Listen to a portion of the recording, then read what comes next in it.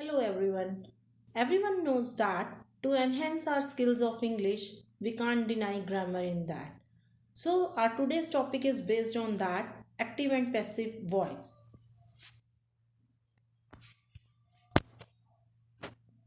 First of all, let me tell you what is a voice. Voice is that property of verb which shows either our subject is performer of an action or receiver of an action. On the basis of that, we have two kind of voices, active voice and passive voice. So in this video, we are going to study about what are voices, how they are used and their structure. Here is the difference and definition of active and passive voice. I told you that voices are of two types, active and passive voice. So what is an active voice? When our subject is the performer of an action in a sentence, then the sentence is said to be in active voice. Whereas when our that subject is receiver of an action, then the sentence is said to be in passive voice. So our active voice tells us what a person does, whereas passive voice tells us what is done to someone. So sentence structure is subject, verb and object in active voice. Whereas in passive voice our sentence structure becomes first will come object, then verb, then subject. For an example, Mohit painted the house. Here Mohit is subject and house is object. But when we change active into passive voice, that I will tell you in our video, the subject becomes object and object becomes subject. So the house was painted by Mohit. Runa plays tennis. Tennis is played by Runa.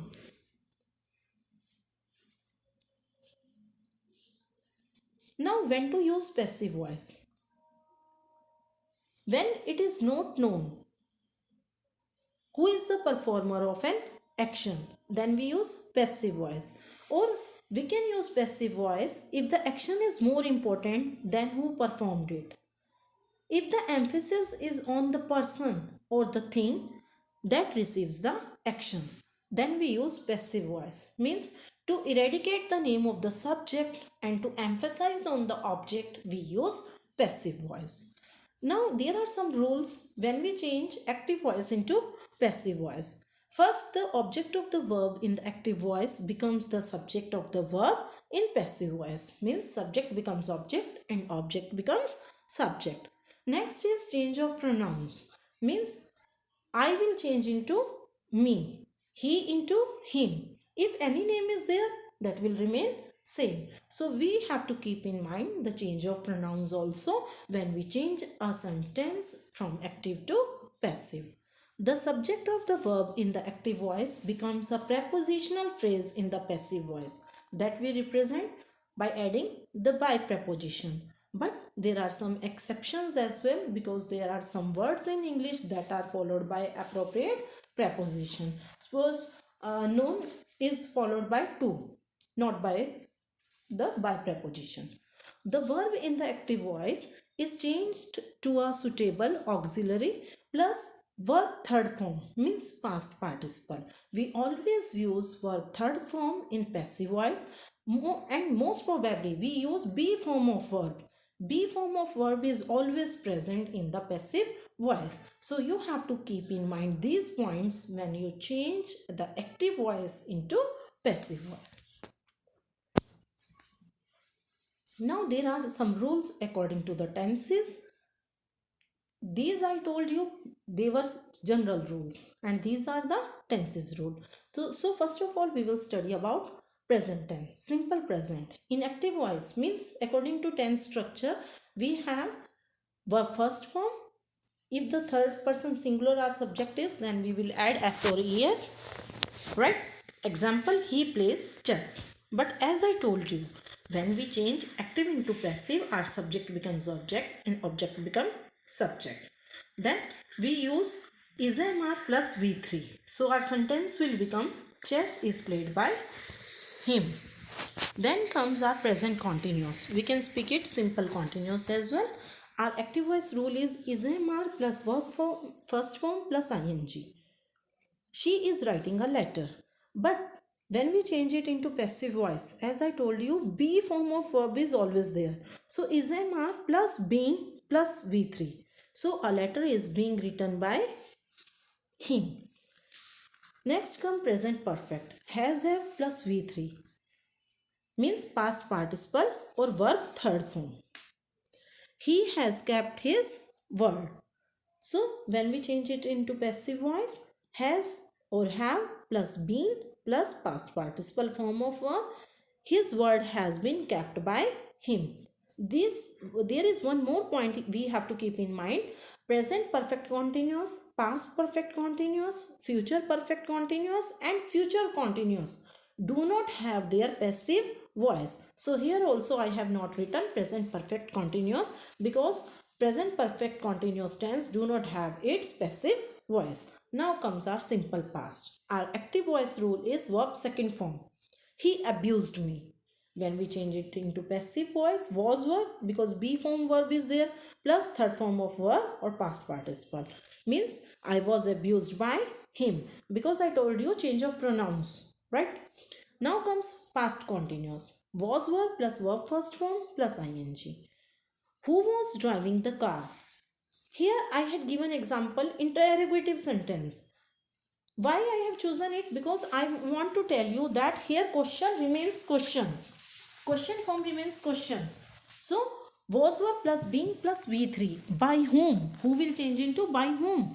Was the car being driven?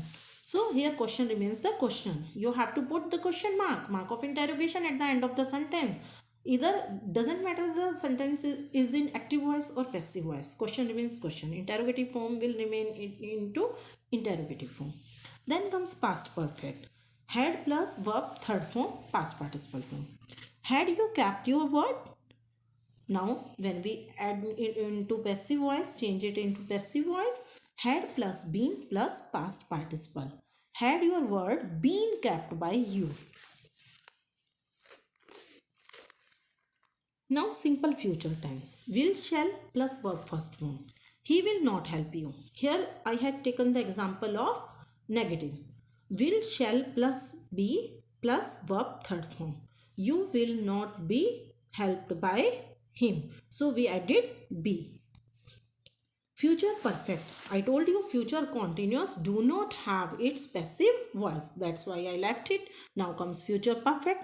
Will, shall plus have plus verb third form or past participle form. The officer will have taken action.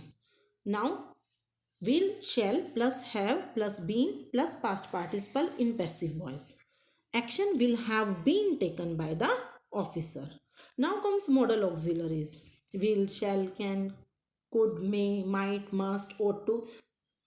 You may take my pen. Here I had taken example of may modal. So we will add be verb after them. What we have to do? First modal auxiliary, then be, then past participle. So my pen may be taken by you. I can lift this box. This is another example. So this box can be lifted by me, right? Now infinitive. To plus verb first form. He had to pay the fine. Here also we will add be form of verb. Then past participle. As I told you, whatever the sentence will be, in whatever tense it will be, we always use past participle form of verb in passive voice. So the fine had to be paid by him. Now imperative sentences, the sentences in which we give order, command, request. So verb first form. Say it again please. So here let plus be plus past participle. Let it be said again please. So call him back. Let him be called back. So this is all about voices. I hope you will also master voices after a great practice. Thank you.